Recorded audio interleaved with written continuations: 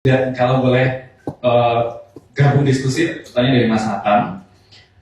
Bisa jadi pengalamannya ketika dapat shock question, menurut istilah dari Pak Agus tadi, akhirnya geredek. Bisa jadi karena masih ada mindset gini, Mas. Ketika dapat pertanyaan dari Dewan Juri, kita memosisikan diri dengan segala hormat, itu masih ada di posisinya inferior. Sehingga ketika mendapat pertanyaan seperti itu, kita posisinya merasa seolah-olah diserang. Wah, ini Dewan Juri kenapa nih? Kok pertanyaannya di luar prediksi, atau bahkan cara menyampaikannya kok kayaknya kurang baik di mata kita sebagai partisipan, sebagai peserta. Kita udah keduluan kena mindset, waduh, apakah aku bisa dijatuhkan atau diserang nih? Padahal ternyata dari perspektif Dewan Juri, Pak Agus Bagio sendiri mengalami, ternyata maksudnya Dewan Juri itu nggak seperti itu. Murni rasa penasaran saja, ingin menggali, hanya saja caranya yang kemudian kita nangkap dengan cara mispersepsi. Yang apabila kemudian kita punya kepercayaan diri itu tadi, itu harusnya nggak jadi masalah.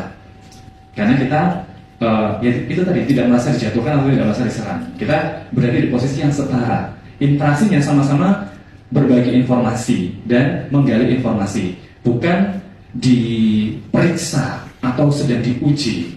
Nah, ini juga satu kata kunci yang dibagi oleh fasilitator kami, Mbak Desiani Putri, yang bisa jadi dicoba oleh teman-teman.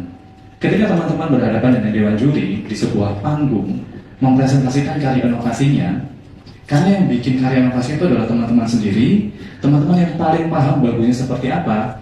Posisikan Anda bukan sebagai peserta yang hendak dites, tapi posisikan diri Anda sebagai narasumber yang mau berbagi informasi. Nangkep nggak perbedaan mindsetnya di mana? Sehingga ketika Anda menghadapi Dewan Juri yang bertanya, posisi Anda adalah Anda bisa menghadapi itu dengan cara yang netral. Oh, beliau pengen tahu lebih dalam di sisi ini.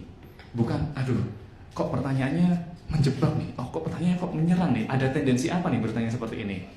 Ketika kita mulai dengan perspektif seperti itu, wah secara mental kita udah kalah duluan. Akhirnya bisa jadi kita punya jawaban sebenarnya, tapi karena ketutupan sama faktor emosional itu tadi, akhirnya jawaban kita nggak tahu kemana. Jadi sepakat dengan jawaban dari Pak Agus tadi, tidak ada pertanyaan konyol, semua pertanyaan itu bagus. Tinggal bagaimana cara kita memposisikan, bahkan reframing, bukan cuma reframing pertanyaan di Dewan Juri, tapi reframing cara kita memandang bagaimana cara pertanyaan itu disampaikan.